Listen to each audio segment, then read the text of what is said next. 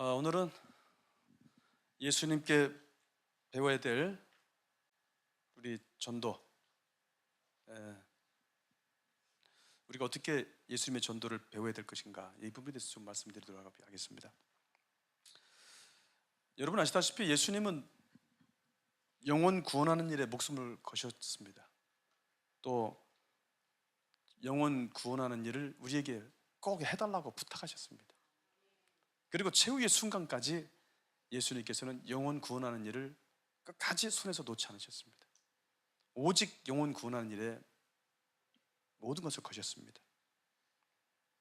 그런데 성경에 예수님께서 많은 전도하시는 장면이 나오거든요. 또 제자들도 전도하는 장면이 많이 있습니다, 성경에. 그런데 우리들이 따라하기가 쉽지가 않습니다. 왜냐하면 예수님께서 하신 전도와 제자들이 하는 전도 대부분은 능력 전도입니다. 어떤 성령의 역사하심, 성령의 권세, 능력으로 전도를 하신 것들이 대부분이었습니다. 그런데 우리들은 그만큼의 능력을 받지 못했고 또 그만큼의 권세가 없기 때문에 우리는 예수님께서 하신 전도를 그대로 따라서 하기는 어렵습니다. 그런데 성경에 나와 있는 모든 전도를 가만히 이렇게 보면은요, 예수님께 배워야 될 부분이 참 많습니다. 저는 오늘 강의를 들으시는 분들하고 우리가 구체적으로 전도를 잘 해야 되는데, 배워야 되는데 예수님께서 어떻게 전도하셨나, 이런 부분들을 한번 생각을 해보면서 우리가 무엇을 우리가 좀 더 잘 배워서 우리가 잘 해 나가야 되는가, 이런 부분들을 한번 같이 생각을 해봤으면 좋겠어요. 자, 첫 번째는 예수님의 지혜를 우리가 배워야 되겠어요. 한번 따라해 보실까요?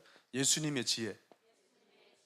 예수님께서는 전도하실 때 굉장히 지혜롭게 하셨다는 것을 발견할 수가 있습니다. 예를 들면 요한복음 4장에 사마리아 여인을 이렇게 전도하시는 장면이 나오는데, 사마리아 여인은 여러분 아시다시피 모르는 여자죠, 이방 사람이죠, 또 이성간이죠. 어떻게 보면 참 전도하기가 쉽지 않은 대상자였습니다.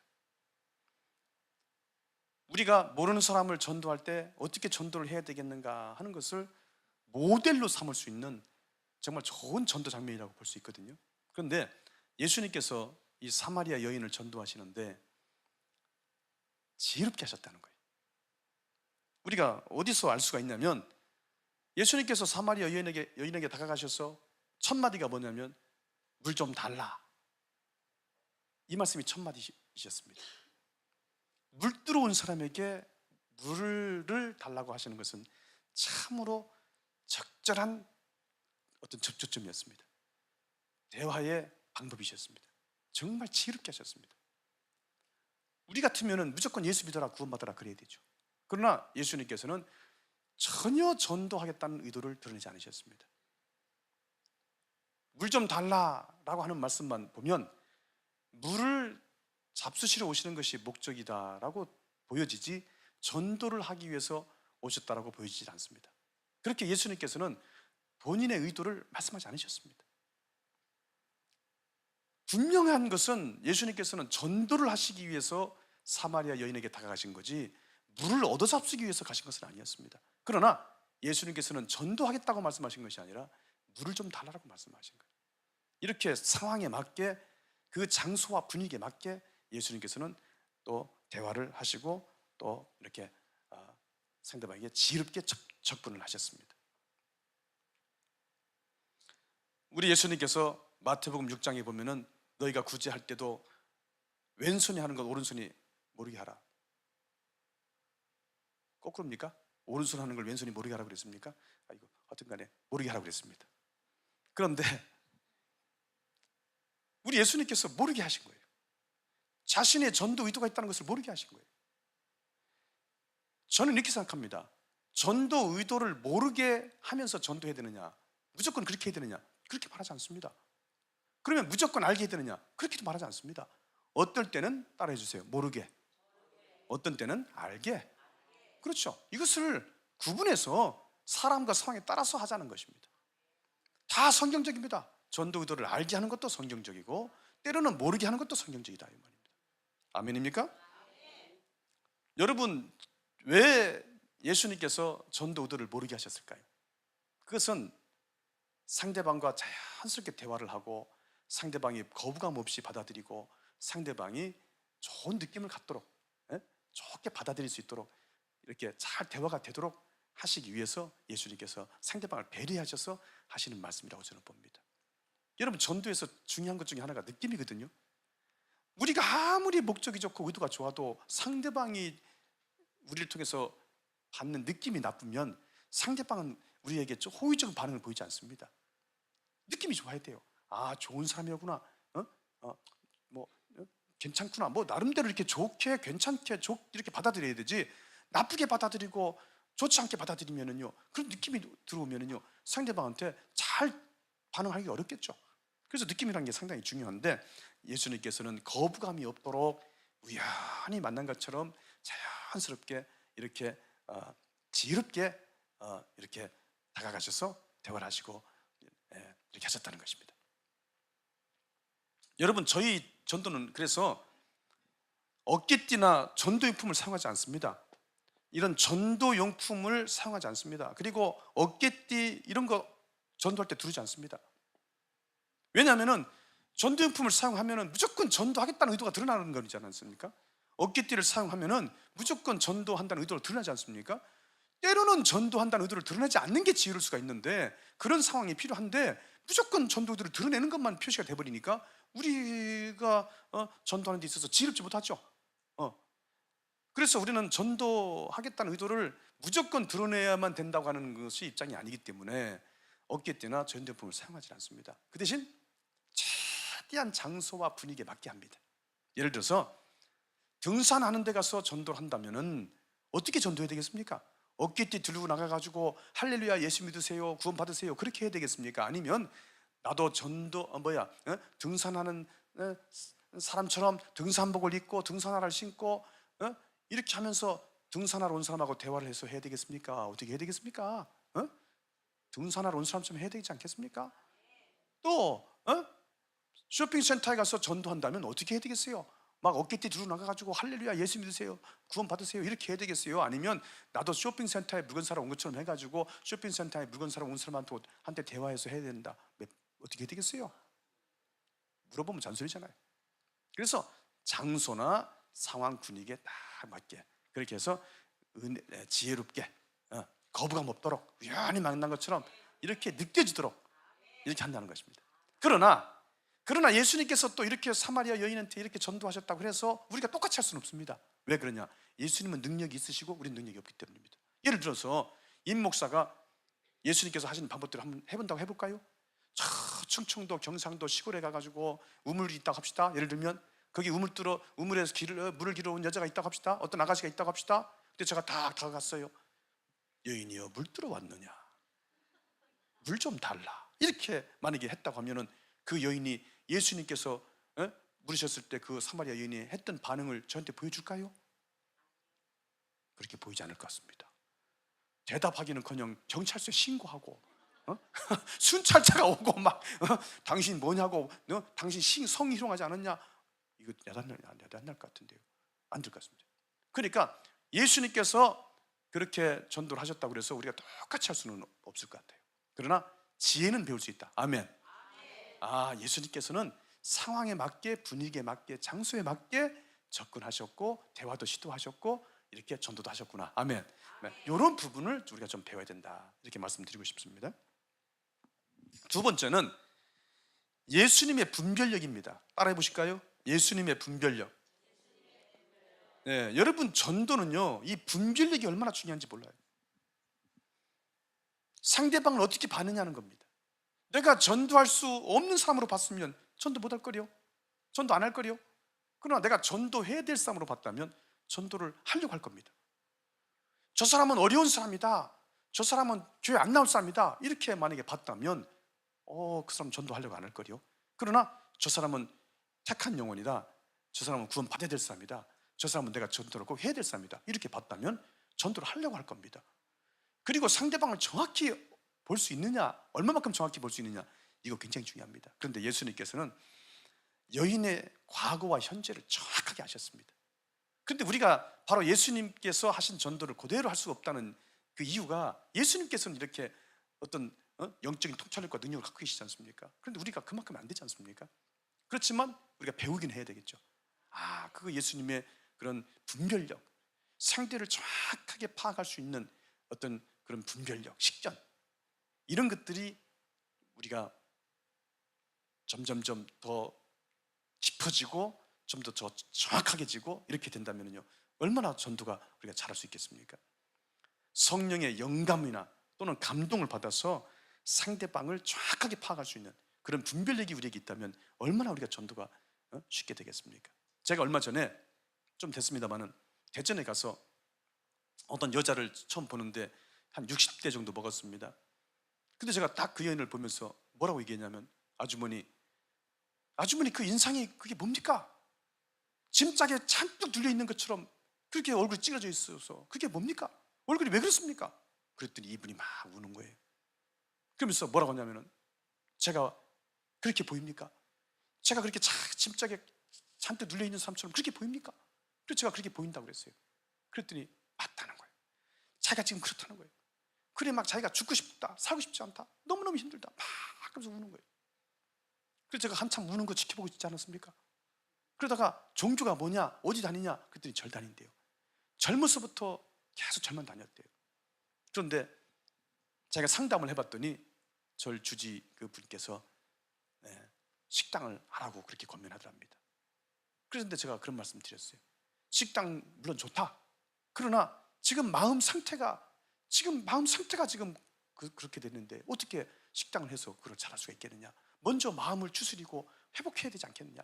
그랬더니 막 울면서 그렇다고, 목사님이 자기를 정확하게 본다고, 제대로 봤다고 막 그렇게 저한테 얘기를 하더라고요. 그래, 목사인 저한테도 마음을 여는 거예요. 상대방을 아니까, 상대방을 정확히 얘기해 주니까 상대방이 저한테 마음을 여는 거예요. 절 다니는 사람 목사한테 마음 열지 않은 사람 많습니다. 그런데 마음을 여는 거예요. 그러면서 제가 어떻게 해야 되겠느냐, 자기가 어떻게 해야 되겠냐를 묻는 거예요.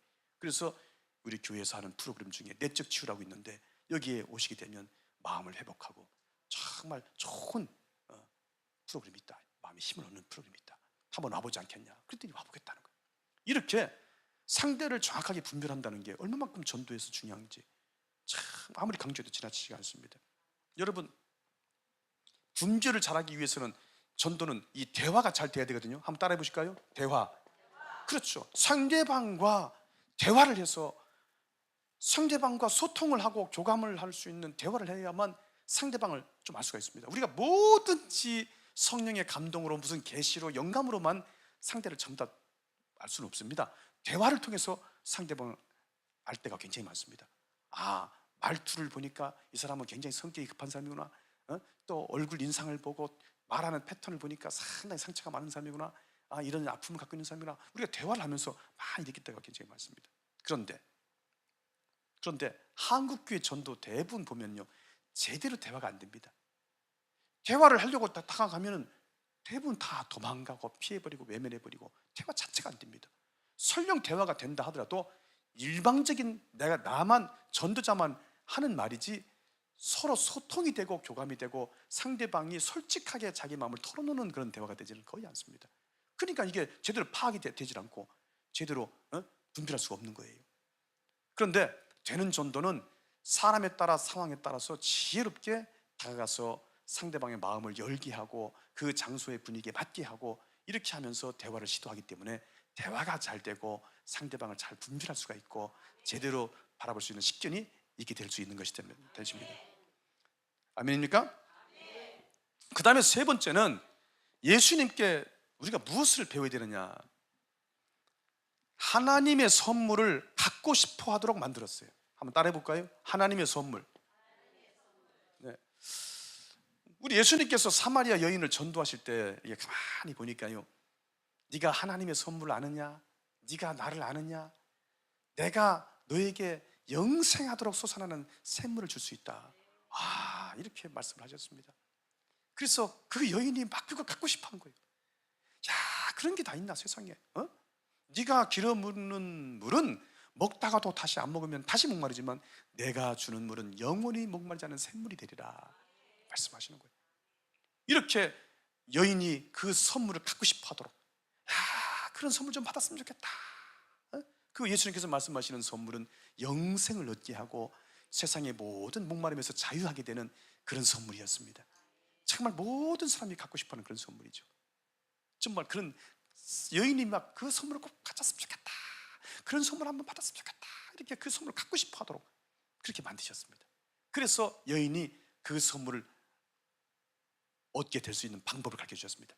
나를 믿으면 된다, 예수 믿으면 된다. 그래서 그 여인으로 하여금 그 선물을 갖도록 만드셨습니다. 그런데 오늘날 한국교회 보면은 많은 사람들한테 어쨌든 이제 전도를 할 때 보면은 어쨌든 선물을 줘야 됩니다. 쉽게 말하면. 그런데 무슨 선물 준다고 합니까? 예수 믿고 구원 받으세요. 우리 목사님 설교 잘하시니까, 말씀 좋으니까 은혜 받으세요. 당신 문제 있으면 해결 받으세요. 뭐 이런 식입니다. 그런데 이런 식의 선물을 주겠다고 하는데 사람들은 반응이 막 신통치가 않아요. 막 구원 받는다고 해도 나 구원 그거 별로 상관없다고 그러고, 막 또 목사님 설교 은혜스럽다고 해도 막 굳이 내가 거기 교회까지 가서 그 설교 들어야 되냐고 또 이렇게까지 하고, 막 문제 해결된다고 해도 막 믿음이 없으니까 막 반응이 신통치가 않고, 막 이리 해도 신통치 않고 저리 해도 신통치 않고, 참 고민이 큽니다. 그런데 어쨌든 간에 전도라고 하는 것은 사람들이 갖고 싶어하는 선물을 우리가 뭔가 있다고 하는 것을 던져주지 못하면요, 굳이 교회를 나오려고 하질 않겠죠.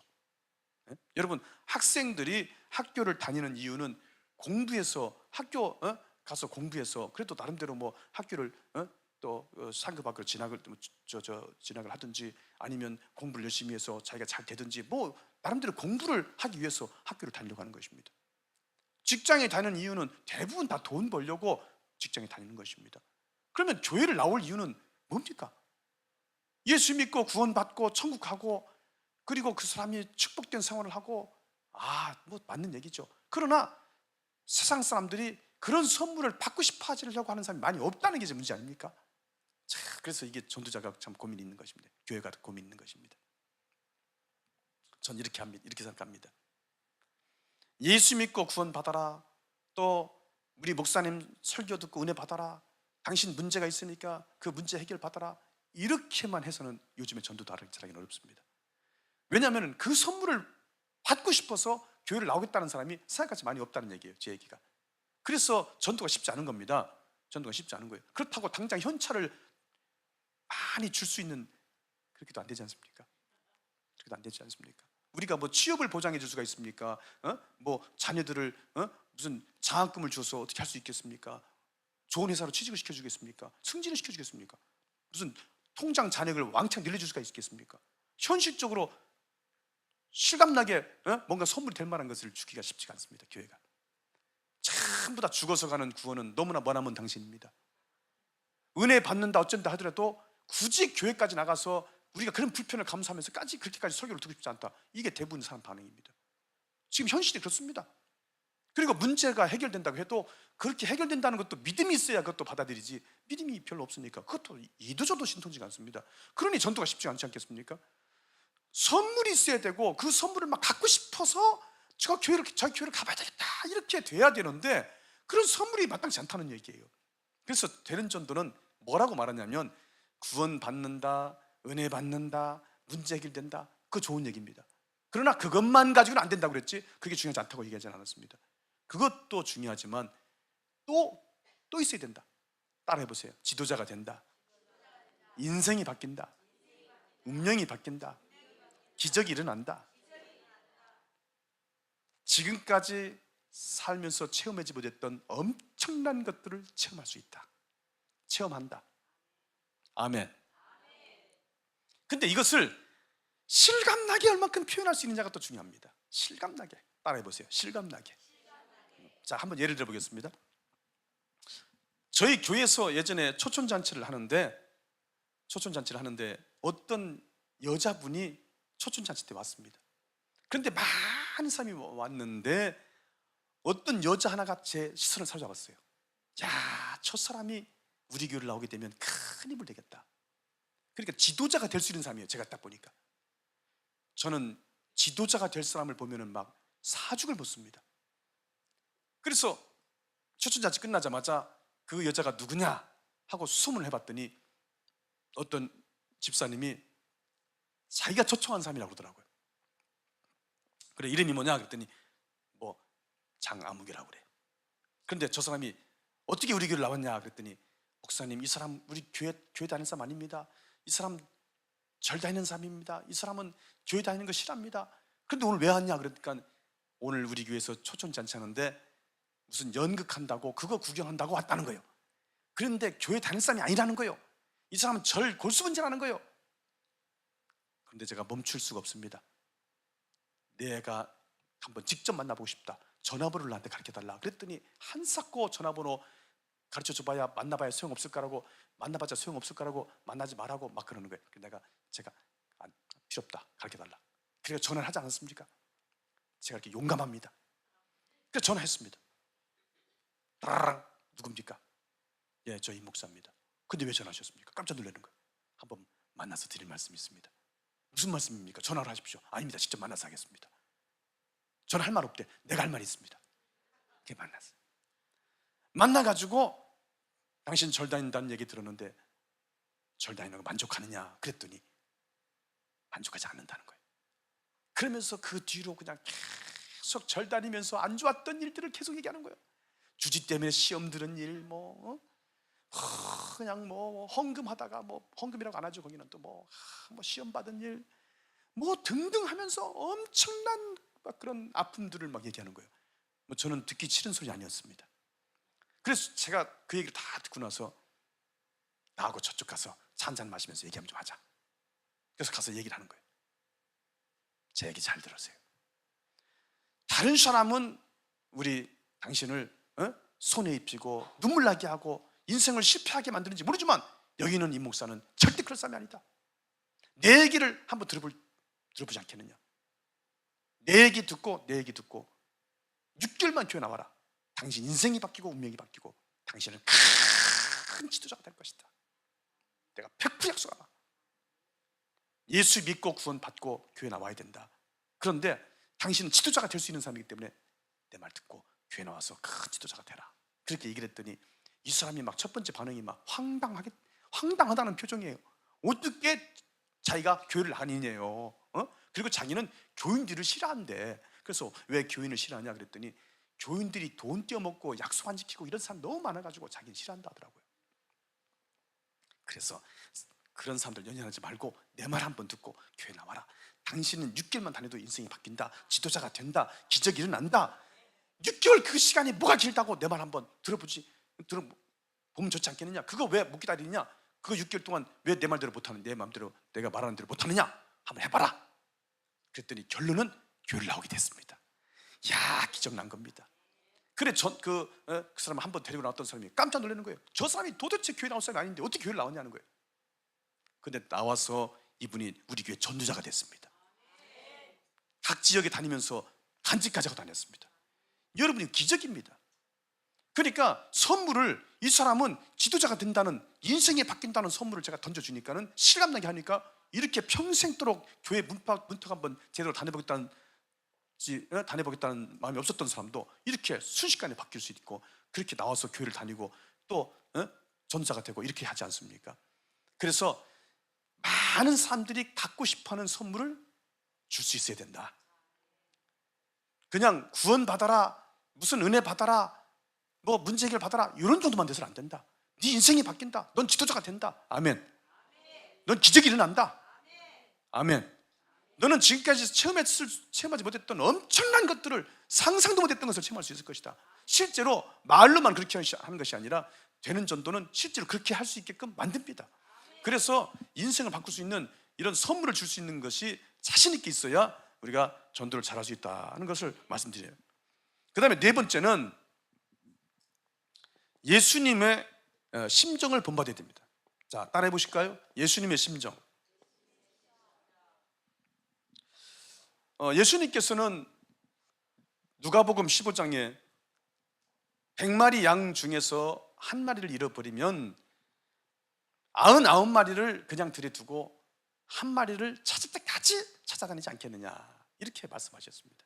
그러니까 99가지 일을 다 내려놓고 오직 한 가지 일에만 매달리겠다는 것입니다. 이런 절박함이 있었다는 것입니다. 실제로 이런 절박함이 있으셨으니까 십자가를 지시고 우리를 구원하실 수 있었습니다. 그런 절박함이 없으셨다면 영혼 구원 일을 완수할 수 없었을 것입니다. 여러분, 자녀를 키우는 엄마, 부모들이 자녀를 잃어버리면 어떻게 됩니까? 좀 찾다가 관둡니까? 예? 아이고 되게 힘드네, 아이고 관두자, 이렇게 할 부모 없습니다. 끝까지 자기 잃어버린 자녀를 자기 품에 안을 때까지 찾을 때까지 찾게 될 것입니다. 바로 그런 심정이었습니다. 우리 예수님께서 그런 예수님의 심정을 본받아야 됩니다. 제가요 세미나를 하는데 한 번은 어떤 목사님이 저를 찾아오셨습니다. 그래가지고 저보다 등치가 막 이렇게 큽니다. 제가 위압감을 느낄 만큼의 등치였습니다. 근데 와가지고 저한테 뭐라고 하냐면은, 목사님 저 한마디 드릴 말씀이 있습니다. 그래 뭡니까? 그랬더니, 만약에 목사님이 하라는 대로 내가 해가지고 만약에 안 되면 어떻게 할 겁니까? 참 정말. 그래서 제가 안 되면 어떻게 해야 됩니까? 그랬더니, 나한테 죽도록 매를 맞아도 감수하겠습니까? 이렇게 얘기를 하는 거예요. 이렇게 말을 하는 목사님 제가 처음 봤습니다. 그래서 제가 뭐라고 했냐면, 나를 죽도록 때리는 것뿐 아니라 나를 죽여도 좋다, 이렇게 하니까 이 목사님이 좋습니다, 그럼 합시다. 그러면 내가 어떻게 해야 됩니까? 그러더라고요. 그래서 제가 부흥해야 됩니다 그랬습니다. 그랬더니 좋습니다, 그럼 부흥하겠습니다. 그래가지고 부흥회 하기로 약속을 하고 이제 날짜를 한 2달 후 정도 해가지고 이제 부흥회 날짜를 잡았습니다. 그래가지고 부흥회를 갔습니다. 갔더니 성도들 한 20명 내외 정도 있습니다. 한번 물어봅시다. 부흥회 분위기가 어땠을까요? 1번 잔치집 같이 좋은 분위기였다. 2번 초상집 같은 그런 분위기였다. 몇 번? 맞습니다. 분위기가 정말 이건 막 정말 집회를 할 수 있는 분위기가 아닙니다. 그러니까 가만히 보니까요, 이 교회가 안 해본 전도가 없이 다 해본 전도를 다 해봤어요. 근데 성과가 막 조금 있는 건 있었대요. 그러나 교회가 달라질 만큼, 부흥될 만큼 전도가 되진 않았습니다. 그래 20명, 25명 수준을 벗어나지 못하는 거예요. 이 교회가 계속 그렇게 전도가 잘 안 되는 겁니다. 그런데 제가 부흥회 가기 전에 1년 전인가요? 이 교회에서 집회를 했는데, 어떤 전도 강사 유명한 분 모셔다가 집회를 했는데, 어떤 영문인지 막 다 시험 들고 상처받고 그래가지고 부흥회 하다가 막 교회가 깨지고 성도들이 다 안 나와버리고 그래가지고 아주 그냥 큰 어려움을 맛봤답니다. 그런 상태에서 제가 부흥회를 갔으니 이게 집회 분위기가 좋겠습니까? 그래서 참 어려웠습니다만은 나름대로 제가 열심히 이제 집회를 했습니다. 그리고 이제 2번째 날 낮 집회 끝내고 밥을 먹고 이제 잠깐 차 한잔 마시는데 목사님이 저한테 그러는 거예요. 목사님 드릴 말씀이 있습니다. 뭡니까? 그랬더니, 사실 이거 집회 이번에 몇 번을 할까 말까 고민했었다는 거예요. 한다고 약속해놓고 한 10번도 더 이거 캔슬해야 되겠다, 이런 생각을 여러 번 했다는 겁니다. 그래 왜 그랬냐? 그러니까 이번 집회에 만약에 성공하지 못하면, 이번 집회에 뭔가 잘 되지 않으면 자기는 목회를 여기서 더 할 수도 없을 만큼 심각하다는 겁니다. 그리고 부흥회를 하겠다고 약속한 뒤에, 그 뒤로 한 2달 동안에 자기 교회 성도들을 이 교회 우리 그 교육 장소에 교육 이렇게 한번 보냈었답니다. 그런데 3명인가 4명인가 교육을 받으러 왔는데요, 한 2달 해보더니 다 못하겠다고, 우리하고는 안 맞는다고, 해봤더니 안 되더라고 그러면서 다 못하겠다고 그랬답니다.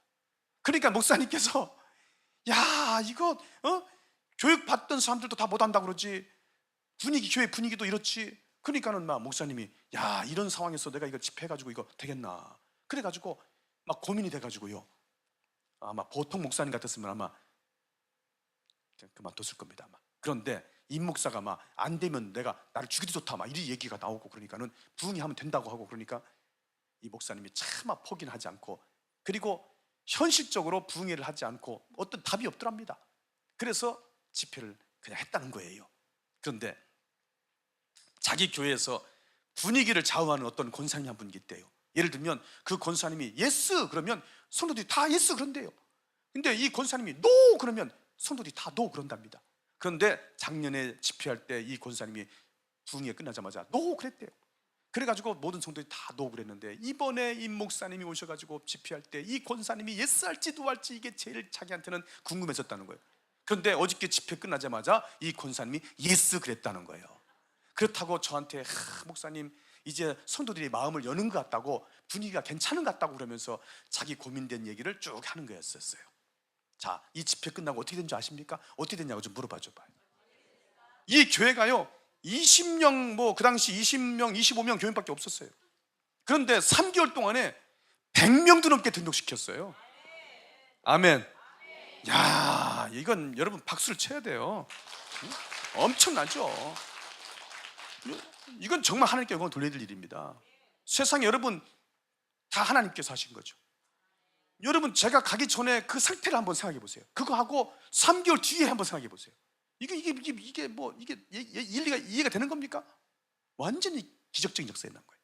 그런데 윤영수 목사님이 그런 절박함이 있으신 거예요. 나중에 제가 이해를 다 했어요.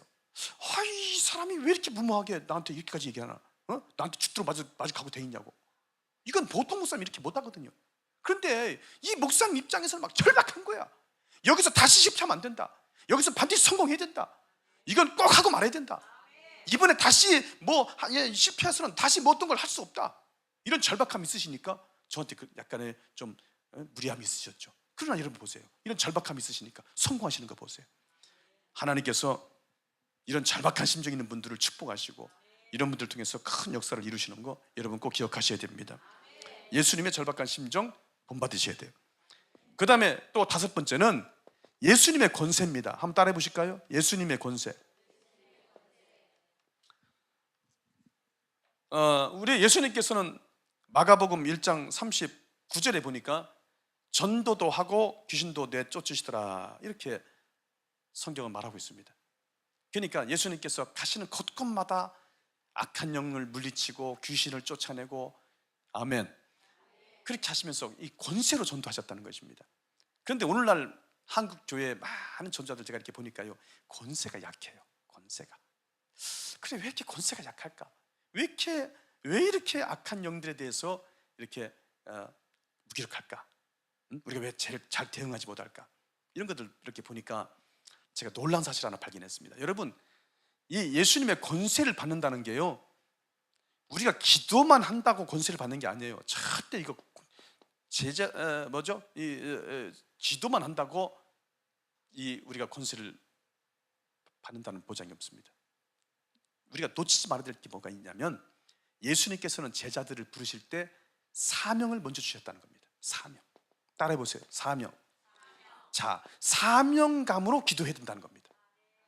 저는 기도하는 게 중요하지 않다고 얘기하는 게 아니에요. 기도하는 게 중요하죠. 기도해야 능력 주시겠죠. 기도해야 하나님께서 권세 주시겠죠. 그러나 뭐가 있어야 된다? 사명이 있어야 된다. 내가 영혼을 구원해야 되겠다. 전도자를 키워야 되겠다. 교회를 세워야 되겠다. 그러나 내 힘으로 안 된다. 내 능력으로 내 지혜로 안 된다. 하나님이 도와주셔야 된다. 하나님이 붙으셔야 된다. 하나님이 내게 능력 주셔야 된다. 그래서 나는 기도할 수밖에 없지 않습니까? 그래서 우리가 그런 하나님께서 주시는 권세를 사용해서 전도를 해야 된다는 얘기입니다. 제가 한 번은 부족합니다만은 어떤 세미나에 가게 됐습니다. 부천인가요? 어떤 세미나를 갔습니다. 예전입니다. 그런데 저도 이제 학생으로서 이제 가서 공부를 하는 것입니다. 그리고 이제 강의를 듣다가 쉬는 시간에 저도 이제 앉아서 잠깐 쉬고 있는데 하필이면 제 옆에서 어떤 여자분들 두 분이서 얘기하는 걸 제가 이렇게 우연치 않게 듣게 됐어요. 뭐 들으려고 해서 들은 건 아니고 그냥 저는 쉬고 있는데 뭔 얘기를 하고 있길래 그냥 듣고 싶지 않았는데 그냥 이렇게 듣게 됐어요. 그런데 뭐라고 얘기하냐면은 자기가 천안에서 여기를 왔는데 한쪽 눈이 안 보인다는 거예요. 그래서 그쪽에 안과에 가서 자꾸 검진을 받고 이렇게 했는데 원인을 모르겠고 이렇게 원인 불분명으로 나왔다는 거예요. 그런데 여기에 목사님이, 그러니까 그 강사 목사님이, 저 말고 거기 강사 목사님이 이 능력이 있으시다고 그래가지고 안수를 받으려고 여기 왔다. 그런데 뭐 2번인가 3번인가 안수를 받았는데 아직은 해결이 안 됐다, 이런 얘기더라고요. 근데 제가 그 얘기를 가만히 듣고 있는데 성령께서 네가 기도를 해줘라 이렇게 하는 거예요. 그래서 제가 이건 내 생각이겠지 그래가지고 제가 그거를 막 절제를 시켰습니다. 그런데 자꾸 네가 기도해 임마 그러는 거예요. 내 생각이겠지, 그 기도 안. 근데 제가 괜히 기도한다고 덤벼들었다가 만약에 안 났으면 어떻게 됩니까? 그래가지고 그게 좀 막 창피하고, 차라리 안 하면은 아무 일 없는데 괜히 한다고 덤벼들었다가 안 되면 또 이것도 안 되잖아요. 그래가지고 계속 제가 거부를 했습니다. 저는 한 번도 본 적이 없어요. 아는 분도 아니에요. 그래 계속 너 기도해, 빨리 기도해줘. 그런데 또 제가 계속 이거 내 생각이지, 내 생각이지 이렇게 하고서 제가 계속 그러고 있는데 안 되겠더라고요. 막 거부할 수 없는 이유로 막 빨리 가서 해, 빨리 가서 기도해, 네가 해, 막 이러는 거예요, 성령께서. 그래서 할 수 없이 다가가가지고 저 집사님이십니까? 그랬더니 네. 그래서 제가 기도 한번 해드릴까요? 그랬더니 그럼 기도해 주시면 좋지요 이러는 거예요. 나는 그냥 아니라고 기도 저 강사한테 받으면 된다고 이랬으면 좋았을 텐데, 그래도 저한테 기도를 받겠다네 또. 그래가지고 또 이제 큰일 났어 이제. 그래가지고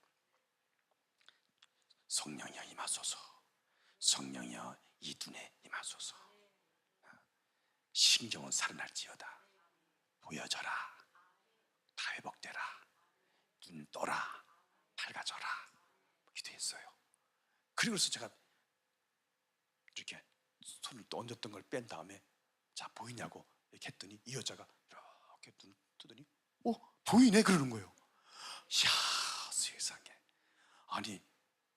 그 제가 진짜입니까? 그랬더니 진짜래. 그래서 제가 그러면 한쪽 눈 막으시고 자 이거 몇 개요? 그랬더니 하나요 그러는 거예요. 이렇게 하니까 2개요 그러는 거예요. 보이네. 제가 얼마나 담대해지는지 한번 다시 기도합시다. 그래가지고 또 그랬더니 더 밝아졌다고 그래요. 그래서 다시 기도해서 3번 했어요. 그랬더니 그 주위에 있는 분들이 막 자기도 기도해달라고 막 그러는 거예요. 이게 제가 막 강사가 된 막 상황이 돼버리는 거예요. 그래가지고 제가 나는 아니라고 이제 그러고 이제 말았는데, 자 제가 놀라운 걸 하나 발견했어요. 제가 그 뒤로 그러면 눈 안 보이는 사람마다 다 눈 뜨게 했냐? 그건 아닙니다. 다 눈 안 보이는 사람 다 오지 마세요. 그러나 눈 못 보던 안 뛰던 눈을 못 보던 사람이 눈으로 못 보던 사람이 보게 된 거, 그 사실입니다. 그런데 저도 이렇게 기적적인 막 역사들 있잖아요. 막 도저히 안 되는 거 오늘 방송 통해서 다 말할 수는 없습니다. 그런데 도저히 인간적으로 상식적으로 과학적으로는 해석을 할 수가 없고 해결이 안 되는 이런 분들이 성령의 역사로 해결되는 부분 많았습니다. 전도할 때 보면은요 얼마나 그런 영역이 많은지 모릅니다. 어쨌든 우리가 아무리 전도가 수준이 높아도 아무리 전도를 잘해도 인간은 한계가 있기 마련입니다. 그러나 성령의 권세와 능력으로 우리가 잘 그 권세를 덧입어서 그 능력을 덧입어서 전도하면 우리 못할 일도 할 수 있고 우리가 안 되는 것도 될 수 있고 우리가 모르는 것도 알 수 있고, 이런 예수님의 권세를 덧입는 그런 전도 자세를 우리가 배워야 될 줄로 믿습니다. 자 마지막 6번째는 예수님의 전도 자세를 우리가 본받아야 됩니다. 자 따라해 보실까요? 예수님의 전도 자세. 제가요 정말 좋아하는 성경 구절 하나 있습니다. 그게 뭐냐면은 요한복음 8장 29절에 주님 이렇게 말씀하십니다. 나를 보내신 이가 나와 함께 하시도다. 나는 항상 그가 기뻐하시는 일을 행함으로 나를 혼자 두지 아니하셨느니라. 이 말씀 엄청나게 좋아합니다. 여러분 예수님께서 이 한마디 하신 게요 우리 전도자가 본받아야 될 것들이 정말 이 자세가 다 들어있다고 저는 봅니다. 보실까요? 일단 첫 번째 여기 보면요 나는 항상 그가 기뻐하시는 일을 행함으로. 따라해 보세요. 나는 항상 그가 기뻐하시는 일을 행함으로. 그렇죠. 예수님께서 이렇게 항상 그가 기뻐하신 일, 하나님께서 기뻐하신 일 뭡니까? 영혼 구원하는 일입니다. 이것을 그렇게 행하실 수 있었던, 죽음을 무릅쓰고 목숨을 걸고 일을 하실 수 있었던 이유가 무엇일까? 그것은 한마디로 말해서 가치를 아셨다는 것입니다. 그 일의 가치를 아셨다는 거예요.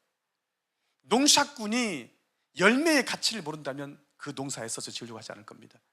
어부가 물고기의 가치를 모른다면, 가치가 있다고 생각하지 않는다면 그렇게 목숨을 걸고 그 물고기를 잡으려고 하지 않을 겁니다.